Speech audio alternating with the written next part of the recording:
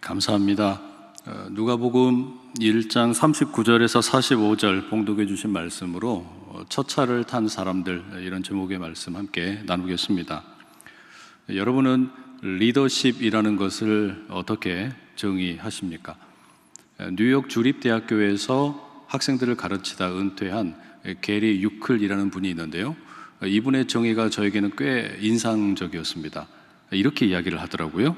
리더십이란 한 조직의 목적에 대해 헌신할 사람들을 세우고 그들에게 그 목적을 달성할 수 있도록 힘을 부여하는 과정이다. 이 정의를 좀 세분화시켜 보면 한 세 가지로 나눠볼 수가 있어요. 첫째는 헌신할 사람들을 찾는 것이 되겠고, 두 번째는 그 목적이 무엇인지를 분명하게 알려주는 것이 되겠고요, 그 세 번째는 헌신할 사람들이 목적을 달성할 수 있도록 힘을 불어넣어 주는 것이다, 이렇게 말할 수 있습니다. 예수님께서 이 땅에 오셔서 행하셨던 일도 그와 같은 연장에서 우리가 해석을 해볼 수 있습니다. 12명의 제자를 비롯해 여러 헌신할 사람들을 찾으셨습니다. 그리고 그들에게 하나님 나라의 복음이 어떠한 것인지 친절하게 가르쳐 주시고 삶으로 보여주셨습니다. 그리고 그들에게 성령을 주셔서 하나님 나라의 복음의 증인으로 살아가는데 부족함이 없도록 능력을 불어넣어 주셨습니다. 이처럼 리더십이라고 하는 것은 세 가지로 요약이 됩니다. 헌신할 사람을 찾는 일, 그리고 그들에게 목적이 무엇인지 가르치는 일, 그리고 그 목적을 달성할 수 있는 힘을 불어넣어 주는 일이라고 할 수 있습니다. 제가 장신대 신대원 다니던 시절 생각해 보면 참 좋은 일들이 많이 있었습니다. 기억에 남는 일들이 아주 많이 있어요. 그 중에 하나가 이 채플을 통해서 다양한 설교자들의 메시지를 듣는 일이었습니다. 지금도 기억에 남는 설교 제목이 하나 있습니다. 막차를 탄 사람들이라는 설교입니다. 그 대략의 내용은 은퇴하신 목사님의 목회 어떤 경험에서 나오는 이야기였던 것 같아요. 자신의 목회를 돌아보시면서 한국 교회 부흥의 막차를 자신이 탄 것 같다, 이렇게 이야기를 하셨어요. 당신의 때에는 어디에나 교회 간판을 걸기만 해도 사람들이 모여들고 또 열매도 많이 맺게 되고 목회에 커다란 보람이 있다라는 이야기를 들려주셨습니다. 재미있었다는 이야기죠. 그래서 당신의 세대에는 이 한국 교회 부흥이 가능했고 아마도 자신이 그 막차를 탄 세대라 생각이 된다라는 것이었습니다. 근데 지금은 달라졌다는 것이죠. 예전에는 목회가 재미있고 열매도 있었고 또 보람이 있었는데 지금은 그렇지 않은 것 같아서 신학을 공부하고 있는 여러분들이 불쌍하다, 그런 이야기를 하셨습니다. 게리 유클의 리더십 정의에 따르자면 이 목사님이 목회하실 때에는 비교적 헌신할 사람들을 찾는 것이 쉬웠고 또 그분들에게 하나님 나라의 복음에 대해서 가르치면 잘 받아들였고 뿐만 아니라 이 성도들에게 이 하나님 나라의 증인으로 살아가도록 이 힘을 불어넣는 것도 괜찮았다라는 이야기가 되겠죠. 그런데 문제는 지금 그렇지 않다는 겁니다. 이 기존의 시스템이 어디에서 잘못되었는지 무엇이 문제인지는 명확히 알 수는 없지만 이 기계가 삐그덕거리듯이 소리가 많이 납니다. 제대로 작동이 되지를 않는 겁니다. 제가 그 설교를 들었던 게 아마 한 18년 정도 전이었던 것 같습니다. 그 설교를 들으면서 앞으로 나의 신학의 공부와 또 목회 여정은 어떻게 될 건가 자연스럽게 염려도 되고 걱정도 되었던 것 같습니다. 막차가 떠났다는데 이거 어떻게 해야 되냔 말이에요. 이 떠나버린 막차를 바라보면서 어떻게 해야 할까 참 고민이 되지 않을 수가 없습니다. 하물며 지금 여러분들은 어떻겠습니까? 제가 들었던 설교로부터 한 20년 가까이 지난 시간인데 막차가 어떻게 생긴지도 모르는 시대에 여러분은 신학을 하고 또 기독교 교육을 하고 교회 음악을 하겠다고 이곳에 모였습니다. 동서울 터미널에서 안산 터미널까지 운행하는 버스가 있습니다. 운행 시간표를 보니까 막차가 밤 9시에 있습니다. 요금이 4,800원입니다. 소요 시간이 1시간 10분입니다. 동서울에서 안산으로 가는 버스 시간표를 제가 안내해 드리는 이유가 있습니다. 우리 교회에서 교육부 전도사님들을 뽑으려고 하면 장신대 신대원생들이 지원을 하지 않습니다. 안산이 너무 멀대요. 너무 멀어서 지원하지 않는다 그래서 오늘 제가 아주 친절하게 시간표를 안내해 드립니다. 오늘 여러분들에게 제가 좀 잘 보이고 싶습니다. 거리는 조금 멀더라도 우리 안산도 어여삐 여겨주시면 참 감사하겠습니다. 만약에 여러분이 토요일 밤에 안산으로 가야 하는데 막차가 떠났다고 한번 가정을 해봅시다. 다른 교통수단이 없다면 어떻게 할까요? 아마 걸어가든지 아니면 자전거를 빌려서 타든지 해야 되겠죠. 여러분 그러지 마십시오. 여러분이 만약에 저희 교회에서 사역을 하게 되고 토요일 날 못 오신다면 그냥 다음 날 첫 번째 버스를 타시면 됩니다. 아침 7시 30분에 첫 차가 있습니다. 다만 주일 아침 8시 예배에 참석을 해야 합니다. 막차가 떠났다면 첫 차를 타면 됩니다. 그래서 저는 오늘 여러분과 나누고 싶은 이야기가 떠나버린 막차 이야기를 하려는 게 아니고 다가오고 있는, 아니 어쩌면 이미 와 있는 첫 차에 대한 이야기를 여러분과 나누고 싶습니다. 오늘 본문의 자리가 바로 그런 의미를 담고 있습니다. 막차와 첫 차가 만나는 자리입니다. 엘리사벳의 뱃속에는 세례 요한이 있고 마리아의 뱃속에는 예수 그리스도께서 계십니다. 세례 요한이 율법의 시대 막차라면 예수 그리스도는 은혜의 시대의 첫 차가 되십니다. 그래서 막차와 첫 차가 만나는 자리입니다. 이 본문을 묵상하는 것은 오늘 우리에게 커다란 유익이 있다 생각을 합니다.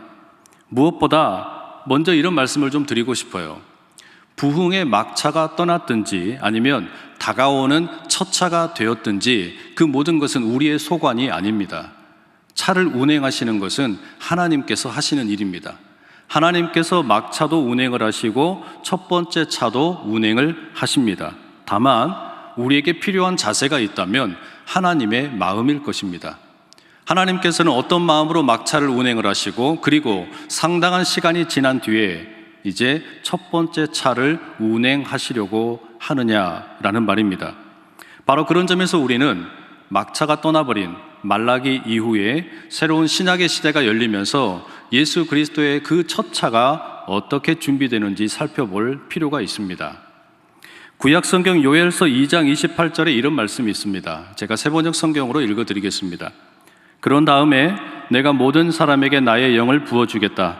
너희의 아들, 딸은 예언을 하고 노인들은 꿈을 꾸고 젊은이들은 환상을 볼 것이다. 요엘 예언자의 말씀에 귀 기울여 보시면 자녀들이 예언을 하고 아비들이 꿈을 꾸고 청년들이 환상을 보게 될 것이다 이야기합니다. 세대를 초월해서 모두가 성령의 임재를 경험을 하고 하나님의 살아계심을 알 수 있게 된다라는 이야기죠. 여기서 제가 눈여겨보고 싶은 것은 세대를 초월한 성령의 임재 경험입니다. 신약시대의 그 구체적인 현장이 어디일까요? 신약시대 언제 이와 같은 세대를 초월한 성령의 임재가 이루어졌습니까? 사도행전입니까? 물론 사도행전을 읽어보면 성령께서 임하셔서 수많은 사람들이 헌신을 하게 되고 새로운 교회가 시작을 하게 됩니다. 그러나 세대를 초월해서 성령을 경험하는 첫 번째 이야기는 누가복음 1장 오늘 본문입니다. 엘리사벳과 마리아의 만남을 지켜보십시오. 이들은 전혀 다른 세대입니다. 한 여인은 이제 겨우 14살에서 15살 정도 되는 젊은 처자이고 또 한 여인은 나이가 많은 할머니입니다. 이들의 공통점이라면 그저 여성이라는 점밖에 없습니다. 그런데 그들이 동일한 성령의 역사를 경험하게 됩니다. 성령께서 두 여인 가운데 찾아가셔서 임신할 수 없는 상태임에도 불구하고 임신을 하게 하십니다. 임신을 하기에는 너무 늙은 할머니가 임신을 합니다. 임신을 할 수 없는 아직 결혼하지 않은 처자가 임신을 하게 됩니다. 두 여인은 각자의 사정이 너무나 두렵습니다. 걱정이 됩니다. 이 부끄러운 일을 어떻게 해결해야 할까? 당연히 염려될 수밖에 없습니다. 그런데 하나님의 계획이 바로 거기에서부터 새롭게 시작됩니다. 성령께서 마리아를 찾아가십니다. 그리고 나이가 많아 아이를 낳을 수 없는 엘리사벳 역시 임신했다는 사실을 알려줍니다. 걱정에 사로잡혀 있던 마리아가 그 즉시로 일어납니다. 그리고 엘리사벳을 찾아갑니다. 그의 집 앞에 섭니다. 문을 두드립니다. 계세요? 저는 마리아라고 하는데 혹시 엘리사벳 할머니 계십니까? 엘리사벳이 문을 열어보니 앳된 소녀가 문 앞에 서 있습니다. 그러자 엘리사벳의 뱃속에 있는 태아가 요동을 합니다. 그와 함께 엘리사벳이 성령의 충만함을 경험하고 이렇게 고백을 합니다. 그대는 여자들 가운데서 복을 받았고 그대의 태중의 아이도 복을 받았습니다. 내 주님의 어머니께서 내게 오시다니 이것이 어찌 된 일입니까? 너무나 특별한 만남이 이루어지고 있는 것이죠. 임신을 하기에는 부적절한 두 여인이 임신을 하게 되고 걱정하고 있는 와중에 두 사람이 만나게 되었습니다. 이것은 철저하게 하나님의 계획이자 성령의 인도하심으로 이루어진 일이었습니다. 무슨 일이 벌어진 겁니까? 이 둘이 만남으로 인해서 근심이 기쁨으로 바뀌게 됩니다. 슬픔이 기대감으로 바뀌게 됩니다. 걱정이 소망으로 바뀌게 됩니다. 한숨이 찬양으로 바뀌게 됩니다. 그야말로 아름다운 세대를 초월한 기가 막힌 소그룹의 모임이 이루어진 것이죠. 이게 막차와 첫차의 만남입니다. 놀라운 성령의 역사입니다. 이 만남은 참 특별한 의미를 갖는다 생각하게 됩니다. 특히 막차를 타지 못한 신학생 여러분들에게는 더욱 특별한 의미가 있습니다. 이미 떠나버린 막차 대신 첫 차를 타기 원한다면 이 말씀을 우리는 묵상하지 않을 수가 없습니다. 그 핵심이 뭘까요? 질문을 조금 바꿔보면 이렇습니다. 한국교회 부흥의 막차가 왜 20년 전에 떠난 걸까요? 코로나 이후에 다시 부흥의 첫 차를 탈 수는 있는 걸까요? 이런 궁금증은 누구나 갖습니다. 나의 신학함이, 기독교 교육함이, 교회 음악함이, 그리고 목회함이 과연 첫 차를 탈 수 있을 것인가 염려가 되지 않을 수 없습니다. 현실의 벽이 너무 높아서 다른 일을 찾아야 하는 것은 아닐까? 지금은 신학을 공부하지만 다른 생각을 갖는 분들 어쩌면 계실지도 모르겠습니다. 저는 이 문제에 대해서 우리가 답을 찾기 원한다면 익숙하게 생각을 하고 당연하게 생각했던 것을 버려야 한다라는 말씀을 꼭 드리고 싶습니다. 그게 뭘까요? 우리가 버렸으면 하는 거, 동질성의 원리 혹은 끼리끼리라는 말씀을 좀 드리고 싶어요. 동질성의 원리가 뭘까요? 예를 들자면 이런 겁니다. 소그룹의 사역이 모든 교회마다 있습니다. 교회마다 소그룹의 사역을 하는데 제가 배우기로는 소그룹 사역의 어떤 활성화를 이루기 위해서는 비슷한 사람들끼리 그룹을 만들어 줘야 합니다.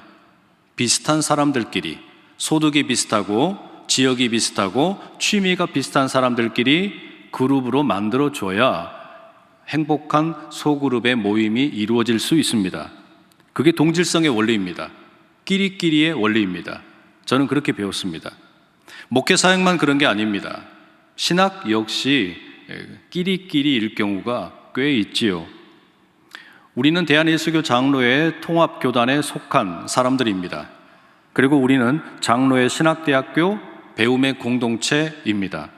그러니까 우리는 장신의 신학을 배우고 장신의 신학과 비슷한 것을 배우게 됩니다. 우리는 개신교이기 때문에 개신교의 가르침을 주로 배우게 됩니다. 그게 동질성의 원리입니다. 비슷한 사람들을 만나고 나의 신학과 비슷한 내용을 공부하게 되고 그래서 내가 지금껏 알아왔던 내용과 별로 다르지 않기 때문에 편안함을 느끼고 불편하지 않게 되는 것, 그게 끼리끼리이자 동질성의 원리라고 할 수 있습니다. 저는 그런데 신학을 공부하고 목회를 하면서 이 끼리끼리의 문화 혹은 동질성의 원리라는 것이 답답하게 느껴졌습니다. 너무 답답하게 느껴졌어요. 신학 공부라고 하는 것이 늘 같은 이야기의 반복처럼 여겨졌습니다. 비슷한 이야기가 계속 반복되다 보니까 이걸 왜 계속해서 공부해야 하나라는 생각이 들기도 했습니다. 목회 역시 마찬가지입니다. 만약에 내가 만나는 사람들이 늘 비슷한 사람들이고 또 그렇게 서로가 별로 다를 것이 없다면 어떤 친교는 잘 이루어질지 모르지만 그 이상의 무언가 특별한 역사를 기대하기는 쉽지 않습니다. 반면에 오늘 본문은 어떻습니까? 할머니와 소녀가 만납니다. 그것도 별로 교류가 없던 두 사람의 만남입니다. 우리가 일상에서 이런 일을 경험하는 경우는 거의 없습니다. 그런데도 불구하고 세대를 초월해서 할머니와 소녀가 만납니다. 그리고 서로의 은혜를 나눕니다. 각자에게 임한 성령의 역사와 그로 인해서 자신들의 삶에 이루어졌던 일들, 그 가운데 눈물, 걱정, 불안, 염려를 나눕니다. 그런데 거기에서 어떤 일이 벌어지는 겁니까? 하나님의 예비하심 가운데 막차와 첫차가 만나게 됩니다. 이건 전혀 다른 사람들끼리 만나서 하나님의 새로운 역사를 준비하는 현장입니다. 예수님의 제자들 역시 마찬가지라 하겠습니다. 12명의 제자들의 면면을 가만히 들여다보면 동질 그룹이 전혀 아닙니다. 갈릴리 호숫가에서 물고기를 잡던 어부들이 있습니다. 또 한편으로는 로마의 친화적인 세리 역할을 하던 제자도 있었습니다. 또 한편으로는 급진적인 개혁적인 생각을 가지고 이스라엘의 독립을 위해서 투신하던 젤로딘도 있었습니다. 저는 어쩌면 이 제자들이 예수 그리스도의 권위 아래 함께 모여 있는 것 자체가 기적이라는 생각이 들었습니다. 3년 동안 예수님과 함께 지내는 동안에 과연 이들이 얼마나 많이 싸웠을까? 의견의 대립은 얼마나 많았을까? 서로 가지고 있는 그 사회에 대한 생각, 정치에 대한 이념의 차이 얼마나 컸을까 생각만 해도 자명합니다. 그럼에도 불구하고 주님께서는 이 제자들의 다름을 품으셨습니다. 제자들이 살아온 삶의 형편과 그들이 가지고 있는 모든 다른 것들을 용납을 하시고 인정해 주셨습니다. 그렇게 서로의 다름을 견디고 인내하는 훈련을 받았습니다. 그래서일까요? 이 제자들이 예수님께서 십자가에 죽으시고 부활하시고 승천하신 후에 이제 예수님의 사명을 감당하게 됩니다. 동질 그룹이기 때문에 아니라 서로 다른 이질적인 그룹임에도 불구하고 서로 인내하는 법을 배우고 다름을 용납하면서 흩어집니다. 복음을 들고 열방으로 흩어집니다. 흩어졌다는 이야기가 뭘까요? 자신과 비슷한 사람을 찾아가는 것이 아니라 도리어 전혀 다른 사람들에게로 갔다는 의미일 것입니다. 또 다른 이질적인 사람을 만나러 갔다라는 이야기입니다. 여러분, 그게 선교의 역사 아니겠습니까? 선교는 비슷한 사람을 만나러 가는 것이 아니라 나와 전혀 다른 사람, 나와 전혀 거리감이 너무나 큰 사람, 이런 사람들을 만나러 가는 역사입니다. 막차는 이미 떠났습니다. 20년 전인지 30년 전인지 모르지만 우리가 일찍이 알고 있고 당연하게 생각하던 방식의 한국교회 부흥의 막차는 이미 떠났습니다. 하지만 첫 차가 오고 있습니다. 이미 왔는지도 모릅니다. 누가 이 첫 차를 탈 수 있을까요? 달라진 시대에 하나님의 새로운 역사에 첫 차를 탈 수 있는 자가 누구입니까? 엘리사벳과 마리아의 만남처럼 또한 예수님의 12 제자들처럼 이질적인 상대를 품을 수 있는 자라고 저는 확신합니다. 우리가 조금 다른 상상력을 가져보면 좋겠습니다. 이질적인 그룹을 만나게 해달라고 기도합시다. 나와 성격이 다른 사람들을 만나게 해달라고 간구합시다. 신학적 입장이 다른 사람들과 대화할 수 있는 여유를 달라고 기도합시다. 바로 그런 자들이 한국교회 신학의 새로운 시대를 열고, 바로 그런 자들이 한국교회 기독교 교육의 새로운 시대를 열고, 바로 그런 자들이 한국교회 교회 음악의 새로운 시대를 열고, 바로 그런 자들이 한국교회의 새로운 첫 차를 타게 되고, 바로 그런 자들이 한국교회 선교의 역사를 새롭게 쓰게 될 것이라 확신합니다. 왜 그렇습니까? 첫 차를 타는 사람들은 이질적인 것을 견딜 수 있는 사람들입니다. 그러니 이런 사람들은 물과 같은 사람들입니다. 물에게는 몇 가지 특징이 있습니다. 물은 높은 곳에서 낮은 곳으로 흘러갑니다. 물은 막히면 돌아갈 줄 압니다. 물은 꾸정물까지 다 받아줍니다. 물은 어떤 그릇에도 담길 수 있는 융통성이 있습니다. 물은 바위도 뚫어내는 인내와 끈기가 있습니다. 물은 장엄한 폭포처럼 투신하는 용기를 보여줍니다. 물은 유유히 흘러서 결국에는 바다라는 대의를 이루게 됩니다. 사랑하는 장신 공동체 모든 분들, 떠나버린 막차로 인해서 마음 상하지 말고 이미 도래한 첫 차를 기대하고 기다리고 기도할 수 있으면 참 좋겠습니다. 이질적인 것을 넉넉히 품을 수 있는 우리가 되면 참 좋겠습니다. 하나님의 은혜의 강물은 지금도 흐르고 있습니다. 첫 차를 타는 사람, 우리 모두 될 수 있기를 간절히 소망합니다. 기도하겠습니다.